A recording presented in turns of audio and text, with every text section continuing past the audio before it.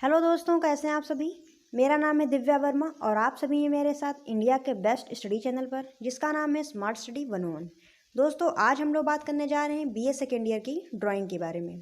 ठीक है, तो हम लोग मध्यकालीन चित्रकला पढ़ रहे थे, जिसमें हम लोगों ने एक टॉपिक कंप्लीट कर लिया था। आज हम लोग डिस्कस करेंगे एलोरा की गुफाओं के बारे में।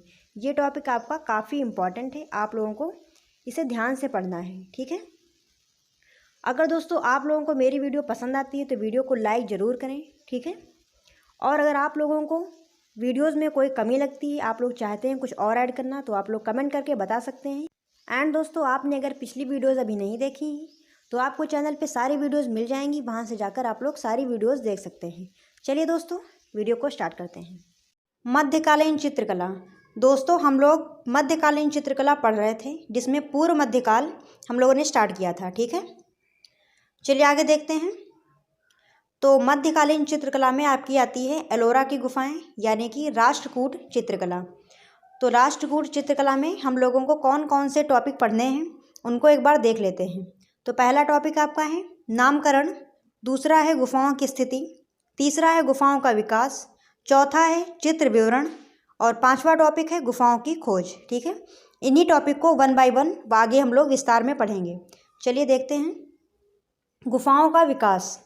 जो आपकी एलोरा की गुफाएं थीं, उनका विकास कैसे कैसे हुआ, सारा कुछ हम लोग देखेंगे।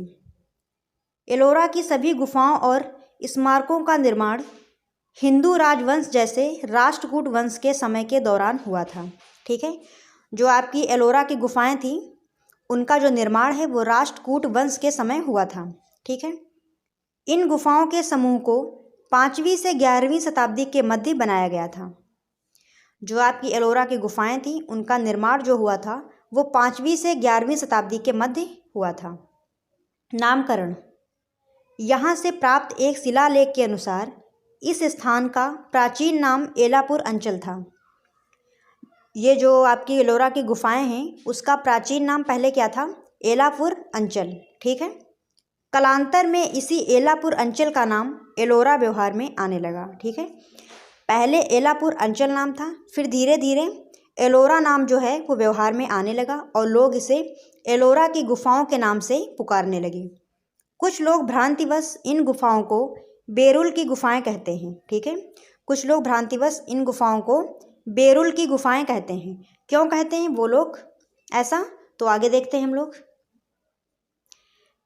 क्योंकि इन गुफाओं से 3 किलोमीटर पहले बेरुल नामक एक गांव है। ठीक है, इसीलिए एलोरा की गुफाओं को कुछ लोग भ्रांतिवश बेरुल की गुफाएं बोल देते हैं। ठीक है,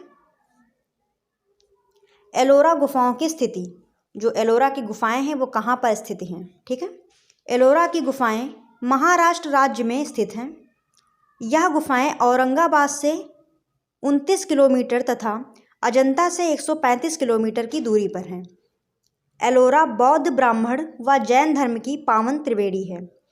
जो एलोरा की गुफाएं हैं वो महाराष्ट्र राज्य में हैं। ठीक है, और ये गुफाएं औरंगाबाद से 29 किलोमीटर की दूरी पर हैं और अजंता से 135 किलोमीटर की दूरी पर स्थित हैं। अब देखते हैं एलोरा की गुफाओं में कौन कौन से धर्म के जो चित्र हैं वो मिलते हैं। तो एलोरा की गुफाओं में बौद्ध धर्म, ब्राह्मण और जैन धर्म की चित्र मिलते हैं। ठीक है, जैन तीनों धर्मों की ये पावन त्रिवेणी है। चलिए आगे देखते हैं। यहाँ तीनों धर्मों के 34 गुफाएं हैं। ठीक है, तीनों धर्मों की यहाँ पर कितनी गुफाएं हैं? 34 गुफाएं हैं, जिनमें 17 ब्राह्मण, 12 बौद्ध और 5 जैन धर्म से संबंधित हैं। ठीक है, जिनमें से 17 गुफाएं जो हैं वो ब्राह्मण धर्म से हैं और 12 बौद्ध धर्म से हैं और 5 जैन धर्म से संबंधित हैं। वर्ष 1983 में यूनेस्को ने एलोरा की गुफाओं को विश्व विरासत स्थल का दर्जा प्रदान किया था। ठीक है, चलिए आगे देखते हैं। इन गुफाओं में 1 से 12 तक बौद्ध धर्म से संबंधित हैं। ये जो गुफाएं हैं वो गुफा संख्या 1 से 12 तक की जो गुफाएं हैं वो बौद्ध धर्म से संबंधित हैं। 13 से 29 तक हिंदू धर्म से संबंधित हैं और 30 से 34 तक की गुफाएं जैन धर्म से संबंधित हैं। ठीक है, जैन धर्म का प्रतिनिधित्व करती हैं। एलोरा की गुफाओं के हिंदू स्मारक। ठीक है, एलोरा की गुफाओं में जो हिंदू मंदिर पाए गए हैं उनके बारे में डिस्कस करेंगे हम लोग। ठीक है, प्रारंभिक हिंदू गुफाएं शिव को समर्पित थीं। कैलाश मंदिर एलोरा गुफा संख्या 16 में स्थित है।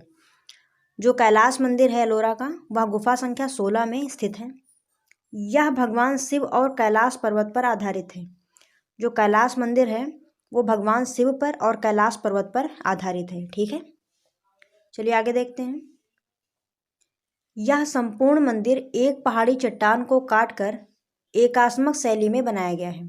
जो कैलाश मंदिर है वो केवल एक ही पहाड़ी को काट काट कर बनाया गया है। ठीक है, इसीलिए क्या कहते हैं, यह जो मंदिर है वो एकात्मक शैली में बनाया गया है।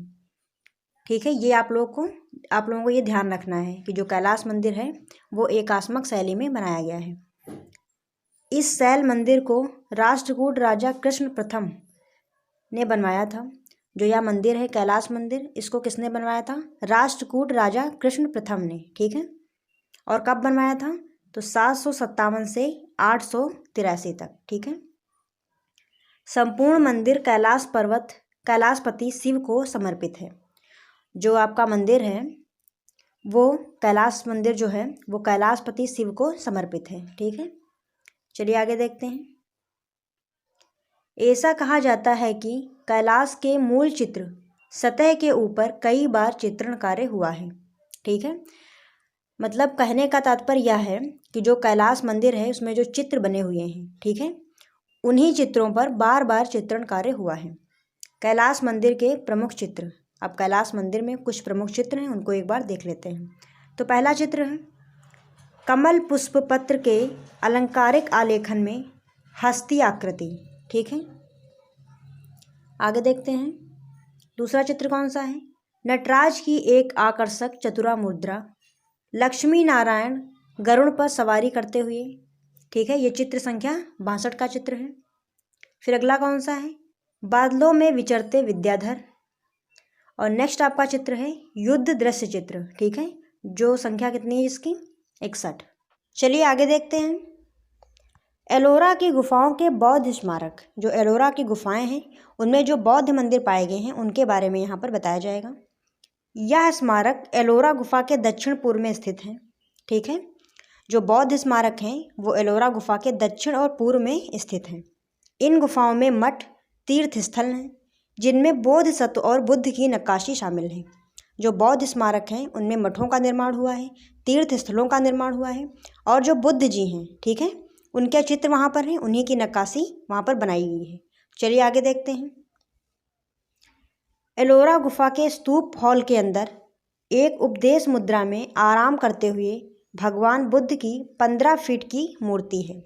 जो एलोरा की गुफा है उसमें जो स्तूप हॉल है उसके अंदर जो भगवान बुद्ध हैं वो उपदेश देते हुए बनाए गए हैं। ठीक है, जो मूर्ति का साइज़ है वो कितना है? 15 फीट की मूर्ति है। ठीक है, चलिए आगे देखते हैं। एलोरा की गुफाओं के जैन स्मारक, अब एलोरा की गुफाओं में जो जैन मंदिर पाए गए हैं उनके बारे में यहाँ पर डिस्कस करेंगे हम लोग। हिंदू और बौद्ध गुफाओं की तुलना में छोटे, इनमें मंडप और एक स्तंभित बरामदा है। ठीक है, जो आपके जैन स्मारक पाए गए हैं वो हिंदू और बौद्ध की तुलना में छोटे हैं। ठीक है, इनमें मंडप बनाए गए हैं और एक स्तंभित बरामदा है। ठीक है, जैन मंदिरों में यक्ष और यक्षी देवताओं और देवताओं की नक्काशी शामिल है। ठीक है, आगे देखते हैं। इन गुफाओं की रौनक को धुएं की कालिख ने सदैव के लिए समाप्त कर दिया है। ठीक है, जो जैन मंदिर हैं वहाँ पर जो चित्र बने हुए हैं उनको धुएं की कालिख ने बिल्कुल समाप्त कर दिया है। ठीक है, इस समूह में इंद्रसभा नाम की एक सुंदर दुमंजिला गुफा है। जो आपकी जैन मंदिर है उनमें इंद्रसभा नाम की एक सुंदर 2 मंजिला गुफा है। यहाँ कालिख के झीने पर्दे में से झांकती हुई कुछ चित्र छवियाँ देखने को मिलती हैं। ठीक है, यहाँ पर जो जैन मंदिर हैं उनमें जो चित्र हैं वो कालिख से पूरी तरीके से ढक चुके हैं, लेकिन फिर भी थोड़ा थोड़ा चित्र दिखाई पड़ते हैं। ठीक है, जिनमें कौन कौन से चित्र हैं? पहला चित्र है महिष पर आरूढ़ यम का चित्र।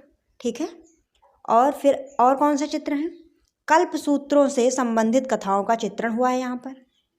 कमल युक्त अलंकृत बेल। ठीक है, एलोरा के भित्ति चित्रों से अपभ्रंश वाले लक्षण दिखाई देने लगे थे। ठीक है, धीरे धीरे जो एलोरा के भित्ति चित्र हैं उनसे अपभ्रंश वाले लक्षण दिखाई देने लगे थे और अजंता वाली उदात्त गरिमा लोप होती चली गई थी। ठीक है, कहने का मतलब ये है जो एलोरा के चित्र हैं, ठीक है, उनमें शुरुआत में जो अजंता शैली है उसके लक्षण उसमें देखने को मिलते थे। फिर धीरे धीरे जैसे जैसे चित्र बनते गए, समय बीतता गया, जो एलोरा के चित्र हैं उनमें अपभ्रंश शैली वाले लक्षण दिखाई देना शुरू हो गए थे। ठीक है, यही कहने का तात्पर्य है। तो दोस्तों आज के लिए बस इतना ही। वीडियो आप लोगों को पसंद आई हो तो वीडियो को लाइक ज़रूर करें और अगर चैनल पर नए हों तो चैनल को सब्सक्राइब कर लें, ज़्यादा से ज़्यादा लोगों के पास शेयर कर दें। फिर मिलते हैं ऐसे ही किसी नई वीडियो के साथ, तब तक के लिए धन्यवाद। जय हिंद।